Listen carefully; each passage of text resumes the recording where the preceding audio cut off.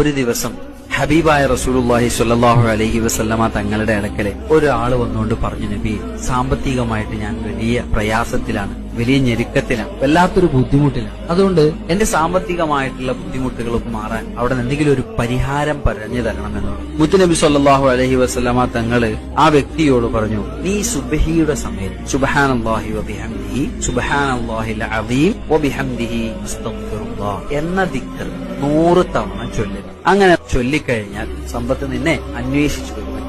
ഈ മനുഷ്യൻ തിരിച്ചുപോയി. അദ്ദേഹം കുറച്ച് നാളുകൾക്ക് ശേഷം ഈ ദിക്ർ വളരെ കൃത്യമായിട്ട് ചെയ്തു. അദ്ദേഹം തിരിച്ചു ഹബീബായ റസൂലുള്ളാഹി സ്വല്ലല്ലാഹു അലൈഹി വസല്ലമ തങ്ങളുടെ അടുക്കൽ വന്നുകൊണ്ട് പറഞ്ഞു, നബിയെ, അങ്ങ് പറഞ്ഞതുപോലെ ഞാൻ എല്ലാ ദിവസവും സുബഹിക്ക് ദിക്ർ ഞാൻ ചൊല്ലി. അത് ചൊല്ലി ഇപ്പൊ എന്റെ അവസ്ഥ എന്താന്ന് ചോദിച്ചു കഴിഞ്ഞാൽ എത്ര പണം ഇങ്ങനെ കുതിച്ചു വന്നിട്ട് ഇതെവിടെ കൊണ്ടുപോയി വെക്കണം എന്നറിയാത്ത അവസ്ഥയിലാണ് ഞാൻ.